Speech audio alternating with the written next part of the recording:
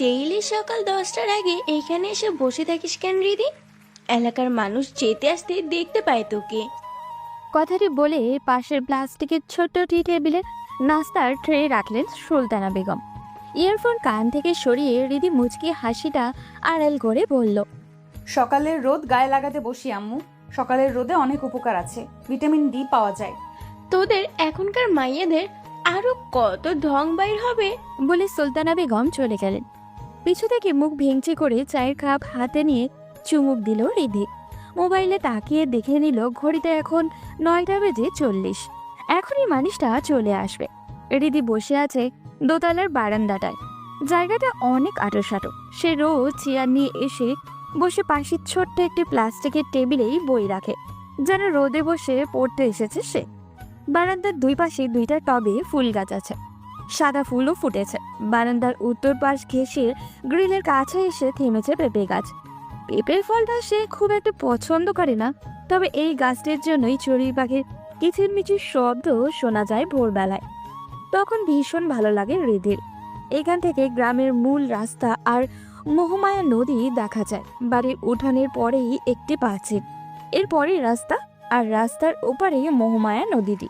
সে যেহেতু দোতলার বারান্দায় বসে আছে, তাই এখান থেকে দেখা যায় সবকিছু। এই রাস্তাটি এসেছে তাদের উপজেলা শহর মহুগঞ্জ থেকে। নদীর নামেই এই নামকরণ করা হয়েছে। সে দাদার থেকে শুনেছিল মহুগঞ্জ শহরটি নদীর পাড়ে হয়েছে, কারণ নদীপথে আগে বাণিজ্য হতো। ঘড়িতে ঠিক 9:49 হৃদি দেখতে পেল মানুষটিকে। সাদা শার্ট ইন করে পরা, হাতা গোটানো, লম্বা কালো চুল, মুখে খোঁচা খোঁচা দাড়ি, চোখে যেন একরকম বিষণ্ণতা অথচ দৃঢ়তার ছাপ। হৃদয়ের হৃদস্পন্দন বেড়ে যাচ্ছে ক্রমশ। মানুষটা কেমন যেন অন্যরকম।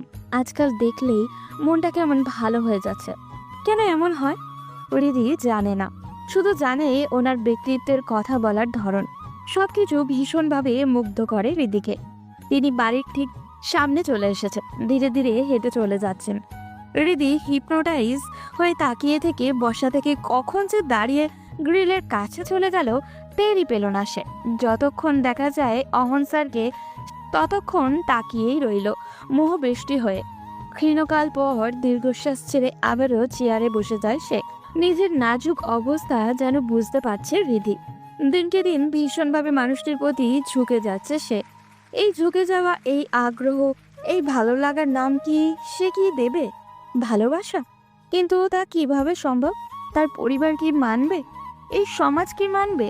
স্যারের সব কিছু জানলে আত্মীয় স্বজন তো কথা বলতে পিছু হটবে না। হৃদি রোজকার মতো আজ আবার নিজেকে আচ্ছা করে শাসন করতে শুরু করলো। এসব পাগলামি তার ছাড়তে হবে, বাড়াবাড়ি বন্ধ করতে হবে। এ হয় না, কোনোভাবেই হবে না। উল্টে কলঙ্ক লাগবে। কিন্তু ভাগ্যের কি নির্মম পরিহাস! নিজের সঙ্গে নিজের এত অঙ্গীকার সন্ধি সবই ভেঙে গেল বিকেল 3টায়, যখন স্কুল ছুটি হয়। ঠিক গ্রিলের কাছে এসে দাঁড়িয়ে গেল রিধি। তাকিয়ে রইল ওই উত্তর দিকে নদীর কুল ঘেঁষে দাঁড়িয়ে থাকা বিশালাকৃতি কদম গাছটির দিকে। এতটুকু যে এখান থেকেই দেখা যাচ্ছে, ওই দিক দিয়েই আসবেন অন সাইড। হৃদের হৃদয়ে আলোড়ন তোলা মানুষটি। ছাত্রছাত্রীরা বুকে বই চেপে ধরে, কেউ পিঠের ব্যাগ ঝুলিয়ে যাচ্ছে। হৃদির চোখ কেবল একটি মানুষকেই খুঁজছে। ক্ষীণ সময় পর দেখা গেল মানুষটিকে। হৃদির ঠোঁটের কোণে এক চিলতে হাসি খেলে গেল, কিন্তু মন ভরে দেখতে পারল না কিছু। পিছু থেকে বেরসিক সেই একটি সুর ভেসে এলো। কি দেখতাছিস এভাবে দাঁড়িয়ে? কেঁপে উঠে ফিরে তাকায় রিধি। মা এসে দাঁড়িয়েছেন পেছনে। নিজেকে দ্রুত সামলে নিয়ে মুচকি হেসে বলল, বাচ্চাদের দেখছিলাম, প্রাইমারি স্কুলের জীবন কত সুন্দর। জোয়ান মাইয়া এত বারান্দায় এসে উকিঝুঁকি না দেওয়াই ভালো। সারাদিন শুধু বারান্দা আর বারান্দা। আমার ঘরের ভেতর সারাদিন দম বন্ধ লাগে। বলে রিধি রুমের দিকে চলে গেল। রিধি যে ভীষণ বাজেভাবে নিজের আত্মনিয়ন্ত্রণ হারিয়ে ফেলছে সেটা টের পেলেই পর কয়েকদিন। বৃহস্পতিবার সরকারি ছুটি থাকায় পরের 3 দিন রিধি ভীষণ অস্থির দিন কাটালো। শুক্র শনিবারে তো এমনিতেই ছুটি থাকে, তা না 3 দিন স্যারকে দেখতে পেল না সে। শনিবার ভোর এসে নিজের অজান্তেই যেন বারান্দায় গিয়ে বসলো। রাস্তা দিয়ে তাকিয়ে রইল আনমনে। একটা কবিতা কথা মনে পড়ল হৃদির। আজ প্রথম কবিতাটি মর্মার্থ অনুবাদন করতে পারল সে। আগে ভাবতো এটা কেমন কথা, 1 কোটি বছর হয়ে তোমাকে দেখিনি। মানুষ তো 1 কোটি বছর বাঁচে না, কিন্তু আজ সে সঠিক বুঝতে পারছে 1 কোটি বছর হতে যে বড়জোর 2-3 দিন সময় লাগে। হৃদি মোবাইলটি বের করে মহাদেব সাহার কবিতাটি গুগলে সার্চ দিল, তারপর পড়তে লাগলো মন্ত্রমুগ্ধের মতো। 1 কোটি বছর হয় তোমাকে দেখি না, একবার তোমাকে দেখতে পাবো এই নিশ্চয়তাটুকু পেলে বিদ্যাসাগরের মতো আমিও সাঁতরে পার হব ভরা দামোদর, কয়েক হাজার বার পাড়ি দেব ইংলিশ চ্যানেল। তোমাকে একটিবার দেখতে পাবো এইটুকু ভরসা পেলে অনায়াসে ডিঙাবো এই কারার প্রাচীর, ছুটে যাব নগরাজ্যে পাতালপুরীতে, কিংবা বোমারু বিমান ওরা শঙ্কিত শহরে।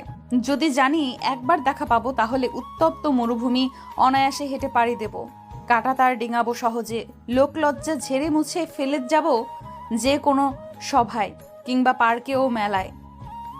একবার দেখা পাবো শুধু এই আশ্বাস পেলে এক পৃথিবীর এইটুকু দূরত্ব আমি অবলীলাক্রমে পাড়ি দেব। তোমাকে দেখেছি কবে, সেই কবে, কোন বৃহস্পতিবার, আর 1 কোটি বছর হয় তোমাকে দেখি না। কবিতাটি পড়তে পড়তে হৃদির বুকটায় কেমন যেন চিনচিন এক ব্যথা শুরু হলো।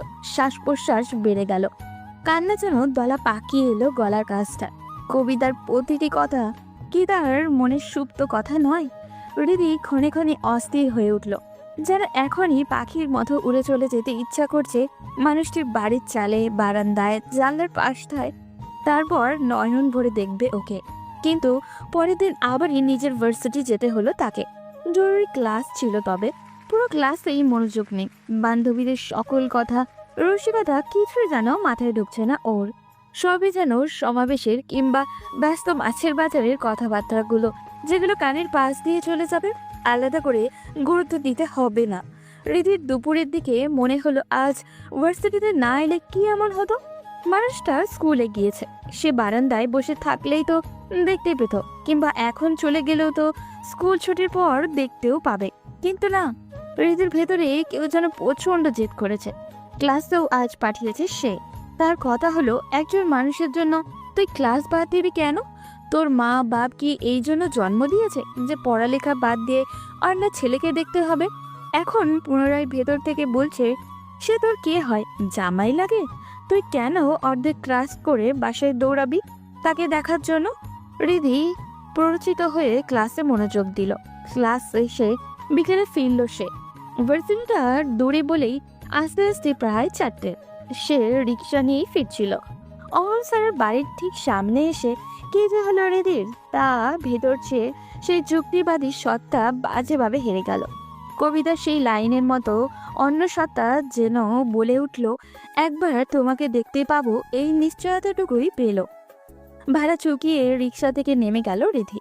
মোবাইলের সেলফি ক্যামেরাটা খুবই সচেতনভাবে নিজেকে দেখে নিল সে। পিঠে বইয়ের ব্যাগ, পরনে ব্লু কালারের বোরখা আর মাথায় স্কার্ফ। সে অহন স্যারের বাড়ির রাস্তা দিয়ে ঢুকলো। বাড়িটি খুবই শান্ত এবং নীরব। বাঁদিকে পুকুর ঘাট, রাস্তার দুই পাশে নানান প্রজাতির গাছ, উঠানের এক পাশে বাগান, বাহারি ফুল ফুটে আছে সেখানে। দেখলেই মনে হয় একজন রুচিশীল মানুষের বাড়ি এটা। বারান্দায় একটা চেয়ারে বসা ছিলেন সাজেদা বেগম। বয়স্ক অসুস্থ মানুষ তিনি, তার দিকে আগ্রহী চোখে তাকিয়ে আছেন। গ্রিলটা খুলে সালাম দিয়ে ভালো মন্দ জিজ্ঞাসা করল সে। সঙ্গে সঙ্গে পাশের রুম থেকে বের হয়ে এলেন অহন স্যার। কিছুক্ষণের জন্য সব কিছু ভুলে মানুষটির দিকে তাকিয়ে রইল হৃদি। একটা ট্রাউজার আর পাতলা গেঞ্জি পরনে, লম্বা চুলগুলো খানিক এলোমেলো। সাজেদা বেগম তার পরিচয় জিজ্ঞাসা করার আগেই অহন স্যার বললেন, আরে রিদি যে, কি মনে করে এদিকে বসো। রিদি নাকি? আমি তো চিনতেই পারি নাই, বড় হইয়া গেছে মাইয়াটা। হৃদি লাজুক হাসে বলল, আসলে জলের তেষ্টা পেয়েছিল, তাই ভাবলাম পানি খেয়ে যাই, আর আন্টিকেও দেখে গেলাম। ভালো করছো, বাথরুমে যাইতে হইলেও যাও। স্কুল কলেজে যাইতে আসতে প্রস্রাব পাইলে লজ্জা পাইবা না, এগুলো লজ্জা শরমের কিছু না। হৃদি সত্যি বাথরুমে গেল, যেন ওরা ভাবে শুধু পানি খেতে না, এটার জন্য এসেছে। কোনো সন্দেহ যেন না আসে। সে বাথরুমে গিয়ে আয়নায় খানিকক্ষণ নিজেকে দেখে বের হয়ে চলে এলো। বসলো এসে সাজেদা বেগমের সামনে চেয়ারে। অহন জগ আর গ্লাস নিয়ে এলো। হৃদি লাজুক হেসে বলল, স্যারকে কষ্ট দিচ্ছি এসে। এগুলো ব্যাপার না। বলে সে জল ঢেলে গ্লাস বাড়িয়ে দিয়ে বলল না। অহন গ্লাস হাতে ঝুঁকে দাঁড়িয়ে আছে। হৃদি ওর চুলের দিকে তাকালো। কালো কুচকুচে লম্বা চুলগুলো একেবারে তার নাকের কাছে চলে এসেছে। কেমন এক মিষ্টি ঘ্রাণ এলো তার নাকে। গ্লাসটি আনার জন্য হাত বাড়াতে গিয়ে বাঁধল বিপত্তি। কেউ যেন তার হাতটা ধরে আটকে আছে। মনে হচ্ছে গ্লাসটা আনার সময় যদি ওনার হাতের সঙ্গে স্পর্শ লেগে যায়। জলের তৃষ্ণা এবার সত্যিই পেল। গলা শুকিয়ে যেন কাঠ হয়ে গেল হৃদির। হাত বাড়িয়ে গ্লাসটাই ধরল সে। কি হলো রিদি, তুমি কাঁপাকাঁপি শুরু করলে কেন? হৃদির লজ্জায় এবার কান গরম হয়ে গেল। সে কোনো উত্তর না দিয়ে গ্লাস এনে এক চুমুকে সবটুকু জল খেয়ে ফিরিয়ে দিল গ্লাসটা। তুমি বসো, আমি চা বসিয়েছি। না স্যার, তা লাগবে না, আমি তাহলে যাচ্ছি। এই বসো মাইয়া, এত তাড়াহুড়োর কি হয়েছে? বসো, চা খাইয়ে যাও। মানে স্যার আমার জন্য চা জল দিয়ে আনবে? তোকে দিব? মেহমান আসলে চা জল দিবটাকে? সে যদি বিয়া শাদি না করে তাইলে সব তো তারই করণ লাগবো। অহন জগ আর গ্লাস নিয়ে তাড়াতাড়ি মায়ের সামনে থেকে বিদায় হয়ে গেল। সাজেদা বেগম মিট মিট করে হেসে বললেন, টাইট হইয়া বইসা আছে, সে বিয়া করবেই না। বাড়ির সব কাজ করে, এই যে উঠান সহ ঝাড়ু দেয়, সকালে রান্না বান্না করে খেয়ে স্কুলে যায়, আইসাও সেম। তারপরেও বিয়ার নাম নিব না। হৃদির কি বলা উচিত সে ঠিক বুঝতে পারছে না। সে অস্বস্তিতে আঙুল ফুটিয়ে বলল, ও স্যার একা একা সব কাজ করেন? হ, সব কাজ। ঘর থেকে বাইরই হয় না। নামাজও ঘরে পইরা নেয়। মাঝে মধ্যে শুধু মাগরিবের নামাজ পড়তে বাইরে যায়। হৃদির হৃদয়ে যেন মমতার ঢেউ খেলে গেল। মনটা বলে উঠল, আহারে, মানুষটা মহিলাদের মতো কাজের জন্য বাড়িতেই সারাক্ষণ থাকতে হয়। সাজেদা বেগম ছেলেকে উদ্দেশ্য করে বললেন। অহন আমারে পানি দিয়া যা। অহন শুনতে পেল না। হৃদি আমতা আমতা করে বলল, পান সুপারি কোথায় বলুন আন্টি, আমি এনে দিচ্ছি।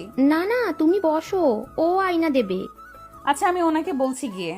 বলে হৃদি উঠে চলে গেল। বারান্দা ধরে এগিয়ে চুলোর আগুনের শব্দ শুনে রান্নাঘরে এলো। অহন চুলোর সামনে। পুরুষ মানুষকে রান্নাঘরে দেখতে কি যে বিশ্রী লাগে হৃদির। সে ক্ষীণ সময় দরজার সামনে দাঁড়িয়ে রইল। পিছে থেকে ওনাকে দেখতে ভীষণ ভালো লাগছে তার। তার থেকে কি খুব বেশি লম্বা উনি? না, এটা এর আগে না তো কখনো খেয়াল করেনি হৃদি। সেও তো একেবারেও খাটো নয়। ভাবনায় ব্যাঘাত ঘটালো অহন। আরে তুমি এখানে কেন, কোনো দরকার? হৃদি শুকনো ঢোক গিলে বলল, আন্টি পানের জন্য ডাকছেন আপনাকে। ও, সুপারি তো কাটা নেই, গিয়ে বলো আসছি। কাটা সুপারি আনলেই পারেন, আপনার জন্য সুবিধা হয়। হ্যাঁ, তা আনি, তবে গতদিন বাজারে গিয়ে কাটা সুপারি পাইনি। ও আচ্ছা, সুপারি কোথায় আছে বলুন, আমি বানিয়ে দিচ্ছি আন্টিকে। আরে না, তুমি গিয়ে গল্প করো আম্মুর সাথে। তাছাড়া চা বসিয়েছি, সে ভুলে গেছে। চা খাওয়ার পরই না পান খাবে। ও হ্যাঁ, তাই তো। বলে হৃদি বারান্দায় গিয়ে আবারও ফিরিয়ে এসে বলল। তাও বলুন কোথায়, আমি বানিয়ে রাখলাম। অহন মুচকি হেসে বলল, সামনের রুমেই টেবিলে আছে। মুচকি হাসিটা হৃদির হৃদয়ে গিয়ে স্পর্শ করলো। সে সামনের রুমে গিয়ে সুপারি আর পান পেল পলিথিনের প্যাকে। পানদানি পেল ওই পাশে। এগুলো নিয়ে বারান্দায় গিয়ে বলল, আন্টি, স্যার তো বললেন আপনি চা খেয়ে পান খাবেন। আমি না হয় সবগুলো সুপারি বানিয়ে রেখে দিচ্ছি। এই মাইয়া, কি বলো এইসব? তোমার এগুলো করা লাগবো না। আয়সা বসো তো। সমস্যা নেই আন্টি। বানাইবেই যখন, তাইলে কিচেনের টেবিলটাই গিয়া আরামে চেয়ারে বইসা বানাইয়া না। যে আচ্ছা বলে চলে গেল হৃদি। চেয়ার টেনে বসে সুপারি বানাতে শুরু করলো। অহন তার দিকে তাকিয়ে বলল, চা কি এখানেই খাবে তুমি? তাহলে আম্মুকে নিয়ে আসি এখানে। আচ্ছা বলে মাথা নাড়ালো হৃদি। অহন গিয়ে মাকে নিয়ে আসলো। সাজেদা বেগম বসে ওর সুপারি বানানো দেখতে লাগলেন। অহন 3 কাপ চা বানিয়ে বিস্কুট আর চায়ের ট্রেটা করে এনে দিলেন। সেও বসলো চেয়ার টেনে। সুপারি পরে বানাও, চা নাও। 3 জনই চায়ের কাপ হাতে নিলেন। অহন চায় চুমুক দিয়ে বলল, আঙ্কেল তো অনেক দিন হয়ে গেল দেশে আসেননি, তাই না? আসবেন আর কবে? এই বছর আসবেন না আর? সাজেদা বেগম চায় চুমুক দিয়ে বললেন, ওর বাবা সৌদি থাকেন, তাই না? না, স্পেন থাকে। তাইলে তোমাদের নিল না কেন? ইউরোপ তো ফ্যামিলি নেওন যায়। আম্মুর ইচ্ছে নেই, তবে আমার অনার্স শেষে স্টুডেন্ট ভিসায় ইংল্যান্ড পাঠানোর ইচ্ছা আছে। ওখানে আমার খালা থাকেন। ভালো ভালো, দেশে থাইকা কি হইব, এই দেশে কিচ্ছু নাই, বিদেশ যাও। অহন যুক্ত করে দিয়ে মাকে বলল, ওকে তো আমি ইন্টারে থাকতে টিউশনি পড়িয়েছিলাম, তখন একদিন বললাম ইন্টার শেষে IELTS দিয়ে চলে যাক, যেহেতু ফ্যামিলির বাইরে পাঠানোর ইচ্ছা। আন্টি আমাকে বলেছিল মেয়েটা এখন অনেক ছোট, অনার্স দিয়ে যাবে। এখন অনার্স দিতে দিতে দেখো বুড়ো হয়ে যাবে। সাজেদা বেগম ধমকের সুরে বললেন, কি যাতা বলিস, বাচ্চা একটা মেয়ে বুড়ো হইয়া যাবে কেন? নিজের চিন্তা কর, চুল পাইকা গেছে, কালার দিয়াও দেখা যায়। অহন মায়ের দিকে তার কটমট করে তাকালো। সাজেদা বেগম তার দৃষ্টি লক্ষ্য করে বললেন, আমার দিকে এভাবে তাকাবি না, আমি তোর স্কুলের ছাত্রছাত্রী না। এবার রিধি খিলখিল করে হেসে উঠল। সাজেদা বেগম সাথে হাসলেন। একাকী বাড়িতে পুরো দিন একা বসে থেকে তিনি তেমন হাসির উপাদান পান না। চা পানের পর রিধি তাদের সাথে গল্প করতে করতে সুপারি কেটে দিয়ে বাসায় ফিরল। আসার সময় সাজেদা বেগম খুবই মিনতি করে বলে দিয়েছেন সে যেন মাঝে মাঝে এভাবেই তাদের বাড়িতে ওঠে। রিধিও কথা দিয়ে এসেছে সে যাবে। বাড়িতে ফেরার পর থেকে রিধি পুরো সন্ধ্যা পিছনে শুয়েই কাটিয়েছে। সুলতানা বেগম একবার এসে কপালে হাত দিয়েও দেখেছেন অসুখ এলো কিনা। বিকেলে দেরি হওয়ার কারণ এসে মাকে বলেছে বান্ধবীর একজনের বাড়িতে চলে গিয়েছিল, স্যারের বাসায় গিয়েছে বললে তেমন কিছু একটা হতো না। তবু রিধি অতি সাবধানে মায়ের কোনো সন্দেহ আসুক সে চায় না। বান্ধবীর বাসায় গিয়ে খারাপ কোনো বাতাস লাগিয়ে এসেছে কিনা সেটা এখন সুলতানা বেগম বোঝার চেষ্টা করছেন। রাত 9টার দিকে তাকে ঠেলে তুলে সুলতানা বেগম খাবার টেবিলে নিলেন। রিধি চুপচাপ খেয়ে এসে শুয়ে পড়ল।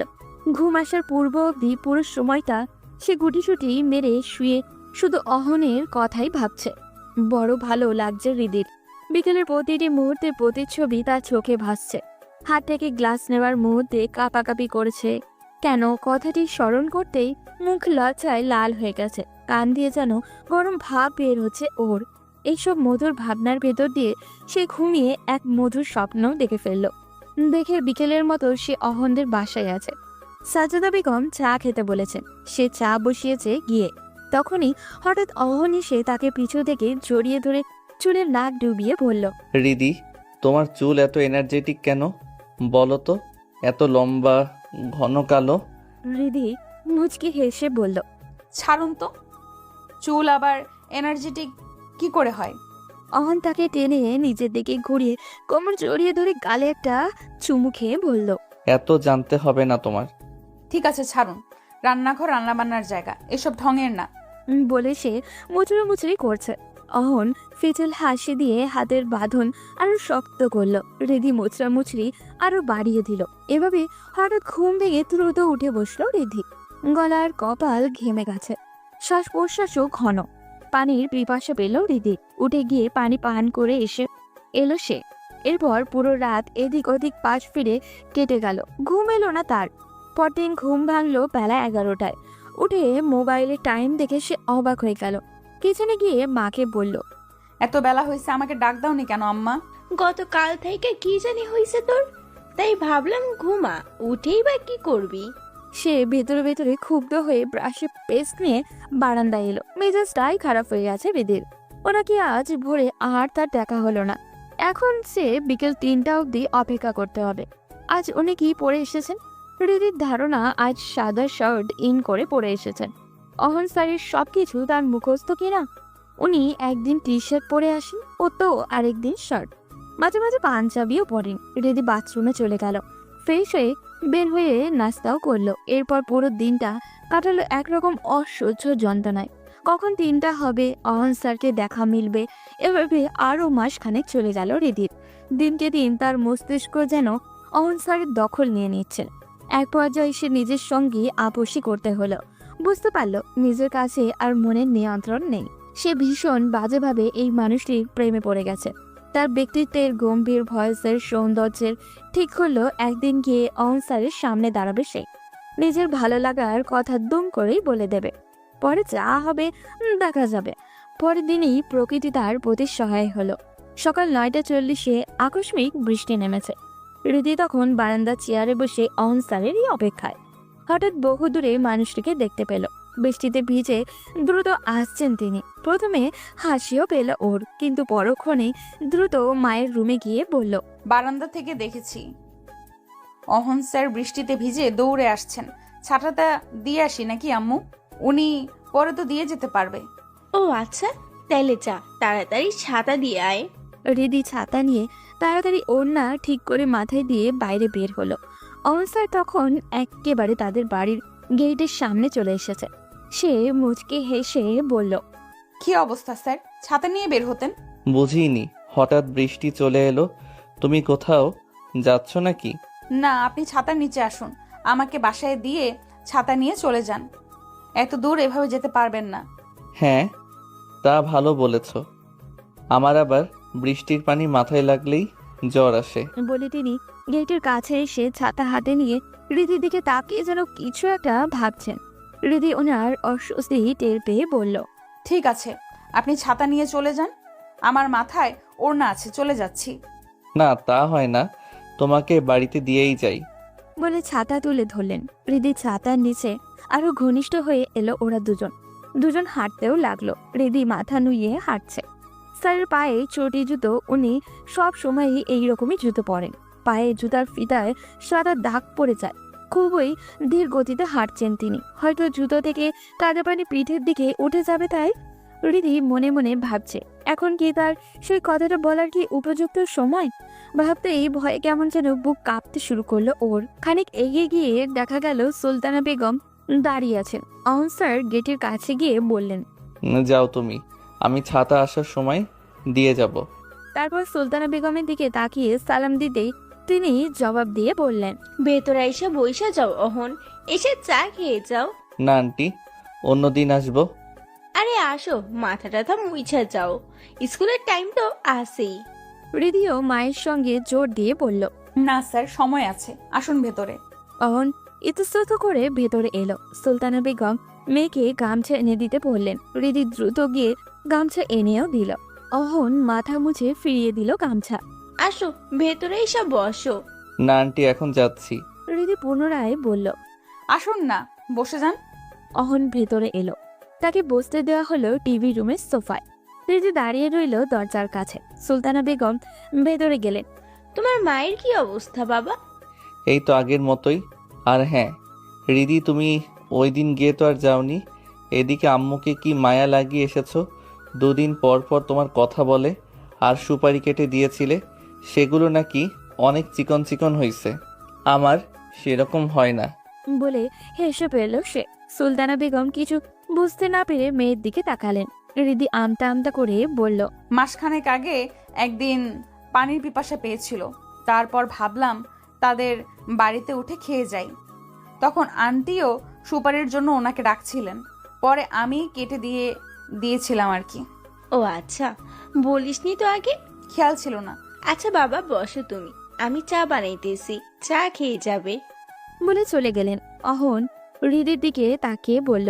বসো তুমি, দাঁড়িয়ে আছো কেন? রিদি গিয়ে সামনের সোফায় বসলো। একবার সে অহনের দিকে তাকিয়ে চোখ সরিয়ে নিল। ওর মুখ আজ ক্লিন শেভ রিদি একদম পছন্দ করে না, অথচ এই মানুষটিকে ক্লিন শেভের দারুণ লাগছে। তবে এটা ঠিক, দাড়ি রাখা ফ্যাশন হলেও দাড়িতে সুন্দর লাগেও। প্রায় মানুষকে সে দাড়ি থেকে ক্লিন শেভে বেশি সুন্দর লাগতে দেখেছে। সে আজ ভালোভাবে আবিষ্কার করলো সেই মানুষটার দলে অহন স্যারও আছেন। তা কি অবস্থা তোমার? আর কবে যাবে আমাদের বাড়িতে? আচ্ছা, পরে ভার্সিটিতে যেদিন যাব উঠে আসব। ঠিক আছে, কিন্তু তুমি আমাকে এত লজ্জা পাও কেন আজকাল? আমি বাঘ না ভাল্লুক?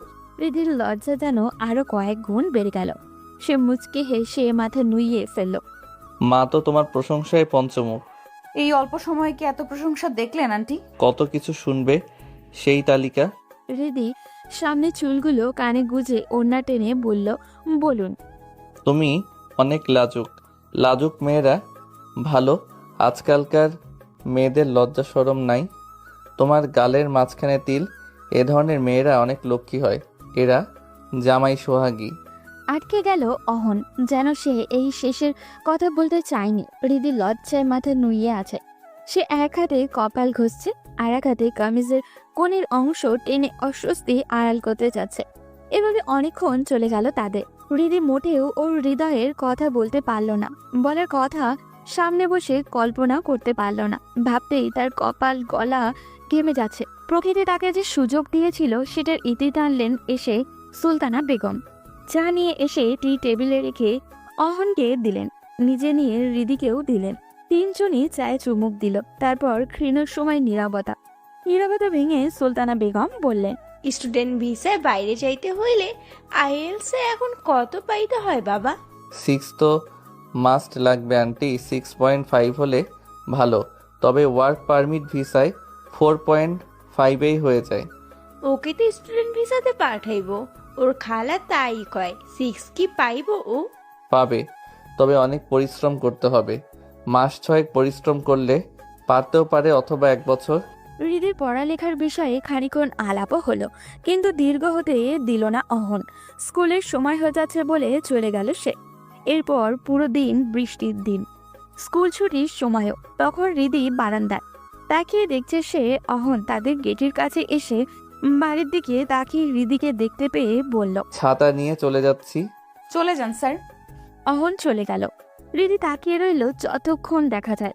পরে 2 দিন, শুক্র ও শনিবার ছুটির দিন। হৃদির 2 দিন ভেবে আরো দৃঢ়ভাবে সিদ্ধান্ত নিল যে যেভাবেই হোক স্যারকে সে মনের কথাটি বলবেই। প্রায় 3-4 বছর থেকে সে একা একা পড়ছে। এভাবে আর কতদিন সে যে দ্বিধায় পড়ছে, যে সমাজ আর পরিবারকে ভয় পেয়ে আসছে। সেই ভয় তো তাকে নিয়ন্ত্রণ করতে পারেনি।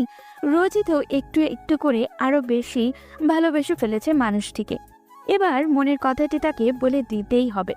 তারপর স্যার রাজি হতে পারে স্যারই সুন্দর কোনো সমাধান বের করতে পারবেন, কিন্তু কিভাবে বলবে ও?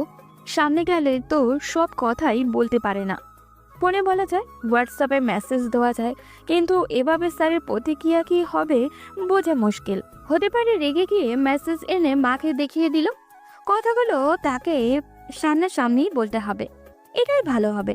সে ঠিক করলো রবিবারে ক্লাস শেষে তাদের বাড়িতে যাবে এবং সেখানে স্যারকে কথাগুলো বলবে। পরক্ষণেই আবার মনে হলো সে হয়তো তখন গুছিয়ে বলতে পারবে না, সময় পাবে না। সেক্ষেত্রে কিছু কথা বলে যদি দেখে ওনার প্রতিক্রিয়া ইতিবাচক, তাহলে চিরকুটে বিস্তারিত আছে বলেও দিয়ে আসতে পারবে। তাহলে কি একটা চিঠি লেখা ফেলা দরকার? সেখানে মনের সমস্ত কথা লেখা থাকবে। হৃদির কাছে এই বুদ্ধিটাই ভালো মনে হলো। রাত জেগে একটা চিঠি লিখে নিল হৃদি। অনেকগুলো কাগজ ছিঁড়ে ফেলার পরই এই চিঠিটা গ্রহণযোগ্য হয়েছে হৃদির কাছে। রবিবারে সে ভার্সিটিতে সুন্দর একটা লং ড্রেস পরে গেল, খানিকটা সাজুগুজু করলো নানান প্রসাধনী দিয়ে। ফেরার পথে 3:30টার দিকে অহনের বাড়িতে উঠল ও। অহন তখন স্কুল থেকে ফিরে তার রুমে আরাম করছে। সাজেদা বেগমও নিজের রুমে। সে ওনার রুমে গিয়ে সালাম দিতেই বিছানা থেকে উঠে বসলেন তিনি। আরে রিদি আসছো দেখতাছি, আসো বসো। হৃদি বিছানায় গিয়ে বসলো। তখন সাজেদা বেগম জিজ্ঞাসা করলেন, তোমার মা কেমন আছেন? ভালোই আন্টি। সেদিন নাকি অহন তোমাদের বাসায় উঠছিল, ছাতা নিয়েও আসছে। ছাতা না নিয়ে যাওয়ার শিক্ষা হাড়ে হাড়ে টের পাইছে হারামজাদা। তা তুমি আসছো, অনেক খুশি হয়েছি।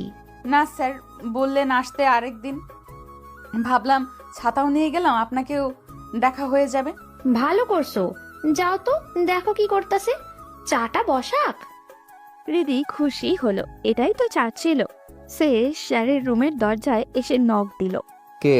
আসো। হৃদি দরজা খুলে দেখে অহন ইয়ারফোন কানে গুজে কিছু দেখছে। ও, তুমি আসছো?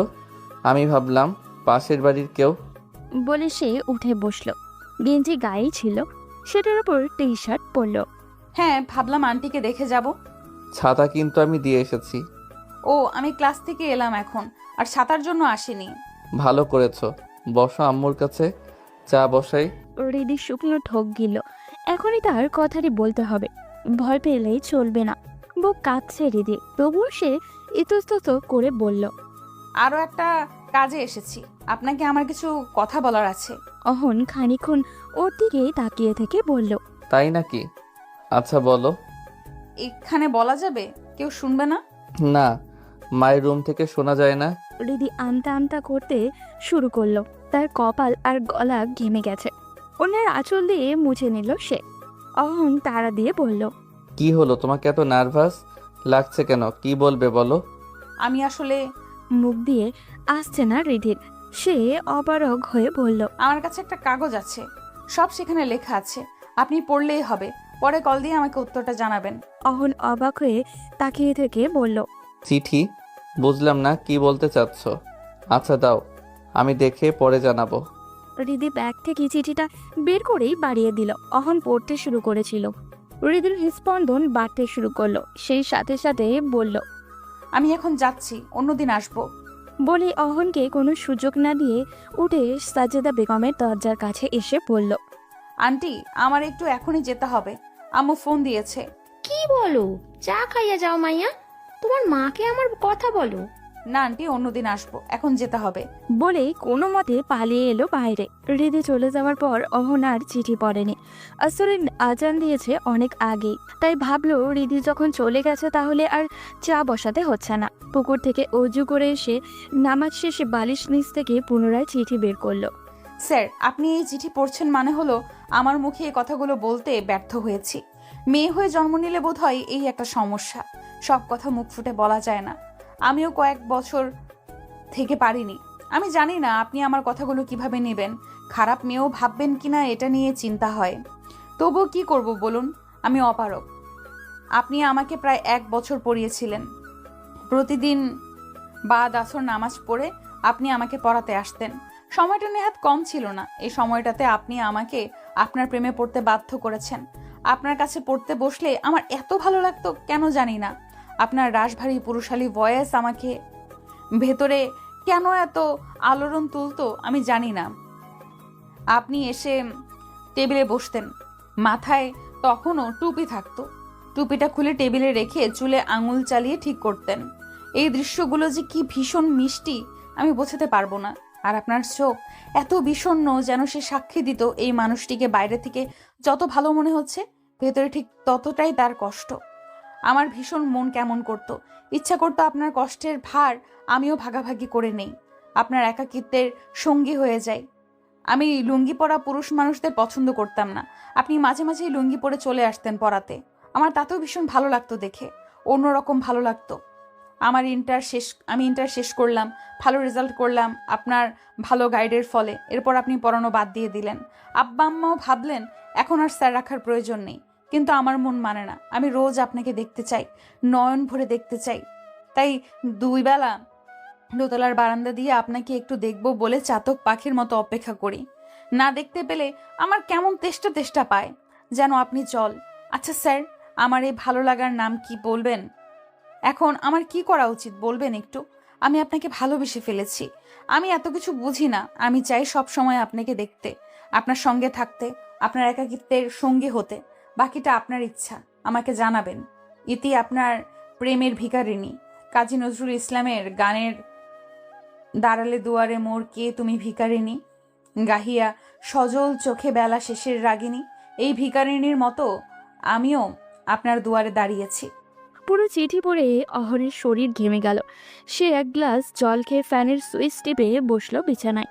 ওদিকে লজ্জা আর ভয় অস্থিরতায় তার মাথায় যেন কাজই করছে না। দ্রুত হেঁটে হেঁটেই বাসায় ফিরল রিধি। পুরো সন্ধ্যায় রিধির প্রচণ্ড ভয় হচ্ছিল। একেবারে একা একটা চিন্তা মাথায় এসেছে। একবার মনে হচ্ছে আশ্চর্য, সে মেয়ে মানুষ এটা কি করে করলো? সে স্যার কি চিঠি দিয়েছে? কোনো বিপদে পড়তে যাচ্ছে না তো? ও কোনো বদনাম হয়ে যাবে না তো?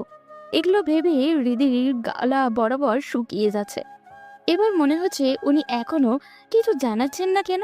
চিঠি পড়া তো কবেই শেষ। এইরকম নানান নেতিবাচক চিন্তায় তার সন্ধ্যা কেটে গেল। রাতের খাবার পর বিছানায় এসে মোবাইল হাতে নিয়ে গায়ের লোম দাঁড়িয়ে গেল ওর। মোবাইলের নোটিফিকেশনে দেখা যাচ্ছে অমন স্যারের মেসেজ। কাপা কাপা হাতে মেসেজ সেন্ড করলো সে। রিদি, আমার কথাগুলো মনোযোগ দিয়ে শোনো। তোমার চিঠি ইতিমধ্যে আমি ছিঁড়ে পুকুরে ফেলে দিয়েছি, যাতে ঘুণাক্ষরে কেউ এগুলোর ব্যাপারে কিছু জানতে না পারে। তুমি যা করছো ভাবছো সবই ভুল হচ্ছে, চরম লেভেলের ভুল। তোমার মা বাবা আমাকে বিশ্বাস করে তোমাকে পড়ানোর দায়িত্ব দিয়েছিলেন। এখন এসব তারা শুনলে খুবই কষ্ট পাবেন। তাছাড়া তোমার জন্য উজ্জ্বল ভবিষ্যৎ অপেক্ষা করছে। তুমি সদ্য ফোটা এক নবীন পুষ্প, আমার মতো না। তুমি কেন আমার সাথে নিজের জীবন জড়াবে? তুমি এরকম ভুল সিদ্ধান্ত নিয়ে সুন্দর জীবন নষ্ট করতে পারো না। আন্টির অনেক স্বপ্ন তোমাকে নিয়ে, আর কখনো এগুলো আমাকে বলবে না। আমি তোমার থেকে এসব আর শুনতে চাই না। পড়ালেখায় মনোযোগ দাও। ভালো থেকো। মেসেজ পড়ে হৃদির মিশ্র অনুভূতি হলো। স্যার তাকে প্রত্যাখ্যান করেছে, এইটা একটা কষ্ট। ইতিবাচক বিষয় হলো স্যার প্রত্যাখ্যান করলেও তা গোপন থাকবে। নিজেকে নিরাপদ দেখে হৃদি বেশ সাহস পেল। সে পুনরায় মেসেজ দিল। আপনাকে পেলে আমার উজ্জ্বল ভবিষ্যৎ অন্ধকার হয়ে যাবে কেন মনে হচ্ছে? আমি তো আপনাকে চিনি, আপনার অতীত জানি, আপনার পরিবারকে জানি, সবকিছু জেনে বুঝেই তো চেয়েছি। আপনার আমাকে পছন্দ না হলে ভিন্ন ব্যাপার, কিন্তু দয়া করে আমার ভবিষ্যতের কথা বলে ফিরিয়ে দিবেন না। আমি মনে করি আপনার সঙ্গে আমার ভবিষ্যৎ সুন্দর হবে। উপাস থেকে ক্ষীণ সময় পর মেসেজ এলো। এটা কি বলছো রিদি? তোমাকে পছন্দ হবে না কেন? তুমি যথেষ্ট সুন্দরী, নম্র ভদ্র একটি মেয়ে। তোমাকে অপছন্দ হবার কোনো কারণ নেই। কেন ফিরিয়ে দিচ্ছি সেটা নিজেই ভেবে দেখো। তুমি বাস্তবতা বুঝতে চেষ্টা করো। স্যারের মুখে নিজের সৌন্দর্যের প্রশংসা শুনে হৃদির মনটা ভালো হয়ে গেল। সে লাজুক হেসে মেসেজ দিল। আপনি বলুন বাস্তবতাটা কি? প্রথমত, তোমার পরিবার মানবে না। তাছাড়া আমার ব্যক্তিগত কারণও আছে। আমি আসলে প্রেম বা বিয়ে করতে আর আগ্রহী নই। আমার পরিবারের মানা না মানা পরে, আমার কাছে গুরুত্বপূর্ণ হচ্ছে আপনি আমাকে মানছেন কিনা। দেখো রিদি, আমি এত কথা বাড়াতে চাই না। আবারও বলছি, আমি কাউকে আর আমার জীবনে গ্রহণ করতে পারবো না। আমি আমার স্ত্রীর স্মৃতি নিয়েই এই জীবন কাটিয়ে দিতে চাই। তুমি ভালো থেকো। আমি আর এই বিষয়ে কথা বলতে চাই না। কথাটা শুনে হৃদি চুপ হয়ে গেল। এখন তোর কি বলা উচিত? মানুষটি কেন এখনো মৃত স্ত্রী নিয়ে পড়ে আছে? চলে গেছে, তাকে তো আর ফিরিয়ে আনা যাবে না। বিষয়টা স্পর্শকাতর, তাই খুব সাবধানে হৃদি মেসেজ দিল। দেখুন স্যার, আপনার স্ত্রী মারা গেছেন প্রায় 6 বছর। আপনি আমাকে পড়াতে যখন আসতেন তারও মনে হয় 2 বছর আগে। আমি আপনার প্রেমে যখন পড়েছি তখন আপনার জীবনে আর কোনো নারী নেই। তাহলে বলুন, আমার ভালো লাগায় কি কোনো ত্রুটি আছে? আমি সেটা বলছি না, তোমাকে দোষারোপ করছি না। আমি কেবল এমনি প্রেম বিয়ে এসবে আগ্রহী না। যদিও আপনার ব্যক্তিগত বিষয়, তবুও কিছু কথা বলতে চাচ্ছি স্যার। না, আর কোনো কথা নয়। ভালো থেকো। আর কোনো মেসেজ দিও না। আমি এসব আলাপ করতে অস্বস্তি বোধ করছি। হৃদি এবার থেমে গেল। খানিকটা ভয় পেয়ে গেল সে। হয়তো আর মেসেজ দিলে স্যার রেগে যাবেন। সে মোবাইল বালিশের পাশে রেখে চুপচাপ শুয়ে থেকে স্যারকে নিয়ে ভাবছে, একটা মানুষ এমন হয় কী করে? প্রায় 6 বছর আগে প্রসবকালীন জটিলতার কারণে তিনি স্ত্রীকে হারান। সেই স্ত্রীর স্মৃতি নিয়ে এখন এত কম বয়সী একজন পুরুষ মানুষ বসে থাকবে? কত পরিচিত স্ত্রী থাকার সত্ত্বেও পতিতালয়ে যায়, পরকীয়ায় জড়ায়, সোশ্যাল মিডিয়ায় অন্য নারীর ইনবক্সে মাখামাখি করে। আর ওনার তো স্ত্রী আর জীবিতই নেই। তবুও কেন তাকে ফিরিয়ে দিলেন? তার মতো সুন্দরী তরুণীকে পেয়েও কেন মৃত স্ত্রীকে নিয়ে পড়ে থাকবেন? তাহলে কি একজন বিবাহিত পুরুষকেও প্রভাবিত করার মতো রূপ নেই হৃদির? কেমন যেন এক অদ্ভুত হচ্ছে ওর। মিশ্র অনুভূতি, সেটা রাগ না অভিমান কি জেদ বুঝতে পারছে না ও। সকাল 9:30। অহন স্কুলে যাওয়ার জন্য বেরিয়েছে। আজ তার হাতে ছাতা আছে, পরনে কালো গেঞ্জি, বাঁ হাতের কবজির উপরে ঘড়ি। নদীর তীর ঘেঁষে আসা ওই রাস্তাটি এসে শিমুল গাছের কাছে বাঁক নিয়েছে। সেটা পার হতেই নগ্ন হয়েছে হৃদিদের দোতলা বাড়িটি। অহন সাবধানে তাকিয়ে দেখে নিল বারান্দা। রোজকার মতো হৃদি বসে আছে সেখানটায়। প্রায় সে হৃদিকে বারান্দায় বসে থাকতে দেখে, কিন্তু কখনো এর কারণ ও ভাবেনি। আজ ভাবছে সে, মেয়েটি কি তাকে দেখতেই এসে বসে থাকে এখানে? ওর প্রস্তাবের আগে তার এই ভাবনাগুলো আসেনি কেন? হয়তো সে চিন্তাও করেনি তার মতো একজন বিবাহিত পুরুষের প্রেমে পড়তে পারে হৃদি। তাই ওর সবকিছু ইতিবাচকভাবে নিয়েছে অহন। হৃদির বয়স কতই বা হবে? 22 বা 23 বছরের উপরে তো কোনো ভাবেই হবে না। অথচ তার বয়স 35 বছর হতে চলল। এই মেয়েটি তার প্রেমে পড়ে যাবে এটা চিন্তাতেও আসেনি কখনো। অহন বারান্দার দিকে না তাকিয়ে চলে যেতে চাচ্ছে। কিন্তু আজ বারবার চোখ চলে যাচ্ছে সেদিকে। হৃদি গ্রিল ধরে দাঁড়িয়ে আছে। ওর পরনে কমলা রঙের একটি কামিজ, হাত কোনই অবধি সেটার মাথার চুল একপাশে কপাল বেয়ে এসে পড়েছে। সে চোখ সরিয়ে নিল। হৃদিদের গেটের সামনে দিয়ে খানিকটা দ্রুত পদেই সে চলে গেল। আজ রীতিকে একটু বেশি কি সুন্দর লাগছে তার কাছে। অহন এইসব ভাবনাকে গুরুত্ব দিতে চাইল না, চলে গেল স্কুলে। ফেরার পথেও দেখতে পেল ওকে। অহনের বুঝতে আর বাকি রইল না হৃদি সব সময় এভাবে তাকে দেখতেই দাঁড়িয়ে থাকে। এভাবে মাসখানেক চলে গেল। রোজ যেতে আসতে হৃদিকে বারান্দায় দেখতে পায় সে। অহন ভেতরে ভেতরে অবাক হয়। হৃদি তাকে আর কখনো মেসেজ দেয়নি, তাদের বাড়িতেও যায়নি, অথচ শুধু দূর থেকে তাকিয়ে কেবল দেখে তাকে। আরও এক সপ্তাহ খানিক পর এক শুক্রবার রাতে হঠাৎ তাকে অবাক করে দিয়ে হৃদির মেসেজ এলো। কেমন আছেন স্যার? সে দ্বিধায় পড়ে গেল। রিপ্লাই কি দিবে? সে তো শেষ দিন বলেছিল আর তাকে মেসেজ না দিতে। এখন সে রিপ্লাই দিতে যাবে কেন? মোবাইলটা বালিশের পাশে রেখে চোখ বুজে রইল। নানান ভাবনা মাথায় ঘুরতে শুরু করলো। তার কি রিপ্লাই দেওয়া উচিত? মেয়েটি তো এরপর আর এতদিন মেসেজ দেয়নি, ভদ্রতা থেকেও তো কথা বলা যায় নাকি? সে ফোন হাতে নিয়েই রিপ্লাই দিল, তবে খানিকটা গাম্ভীর্যের সুরে। হ্যাঁ, ভালো আছি, কিন্তু মেসেজ কেন দিয়েছো? কোনো জরুরি প্রয়োজন? উপাস থেকে এবার ভয়েস রেকর্ড এলো। সে অবাক হয়ে ইয়ারফোন কানে গুঁজে প্লে করলো। জরুরি কিছুর জন্য মেসেজ দেইনি। শুক্রবার তো, আজ 2 বেলা কেউ আমাদের বারান্দার দিকে বারবার তাকিয়ে আমাকে দেখেনি বলে মিস করছিলাম। বলে ফিক করে হেসে দিল রিধি। অহন অবাক হয়ে গেল ভয়েস শুনে। রিধি হেসে হেসে ইয়ার্কির সুরে কথা বলছে। শেষ দিকে স্পষ্ট হাসলো ও। সে বারান্দায় তাকিয়ে রোজ 2 বেলা ওকে দেখে মানে? রিধি এইরকম ইয়ার্কি করে কথাটা বলতে পারে সে ভাবতেই পারেনি। সে তো ওদিকে তাকায় না, হঠাৎই চোখ চলে যায়, আবার চোখ ফিরিয়েও নেয়। মেজাজটা খারাপ হয়ে গেল তার। সে রিপ্লাইও দিল, তুমি তো খুবই বেয়াদব মেয়ে। আমি তোমার দিকে তাকাই মানে? আর হাসছো কেন?